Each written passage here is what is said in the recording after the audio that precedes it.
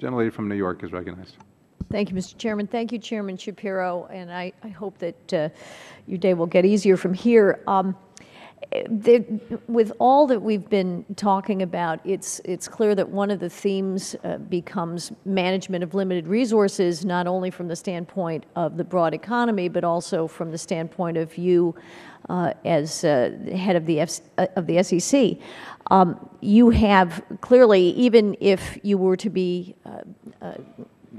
granted the entirety of your request, you would still probably be sorely challenged to get accomplished the full slate of things that you have to do just in terms of Dodd-Frank implementation. The Volcker rule alone strikes me as something that could consume all of your time. So in light of that, I want to get your broader perspective just on how you are prioritizing, because it strikes me, respectfully submitted, that you would want to prioritize your tasks really and guide us accordingly as those who advise or authorize the funding. Market impact of the rulemaking that you have to promulgate, the rules that you have to promulgate, including a cost-benefit analysis. Obviously, we've talked a lot about that. Recognizing that market participants also have limited resources to bring to bear. The material fulfillment of your prudential role, which Representative Grimm was just referring to, obviously, in terms of MF Global, which is a prominent case that does shake investor confidence. Preventing overt fraud, having the resource allocation to do those things that really were antecedent to Dodd-Frank, those prudential regulatory, that prudential regulatory role.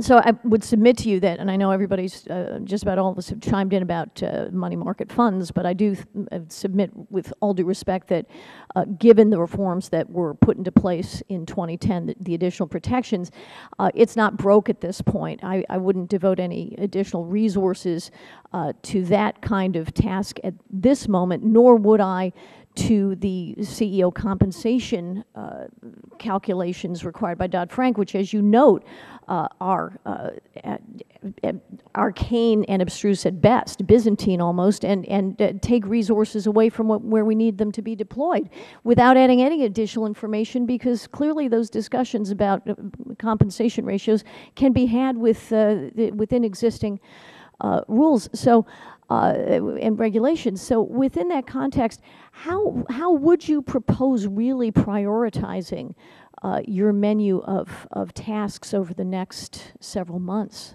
Well, it's a great question. I think from where I sit, our #1 obligation is to fulfill the mandates that Congress has given to us. And that's Dodd-Frank and the Jobs Act right now. Those are high priority. They have been. We've been running at full speed since Dodd-Frank was passed. Now we have the Jobs Act work to do, and those would be two very high priorities. I have a personal deep interest and think it's incredibly important for the future of our country, frankly, that we get market structure issues well in hand. We've done a lot. There's more to do. There's more to understand about our market structure and whether the rules that govern how our markets operate are still effective and still work given technology, given globalization, given complexity. I think we have to continue to prioritize the internal reforms, hiring the new skill sets, bringing in different ways of thinking and doing things, building our technology. We have 4 incredibly important technology projects that we're working on right now. Those have to continue to be a priority. I do think areas coming out of the financial crisis, I will disagree with you, like money market fund reform, where a really devastating run was only stopped because the taxpayer stepped in and guaranteed an industry that should never have to be guaranteed by the taxpayer. So we have to explore those issues.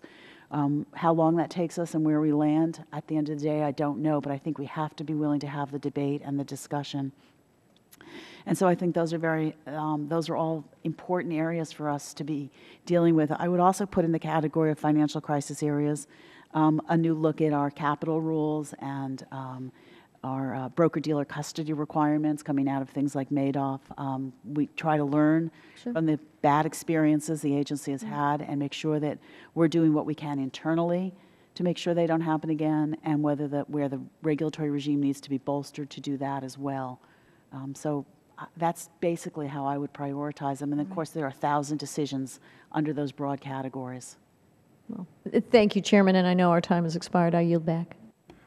And yes, the gentlelady's time has expired. The gentlelady's yield back.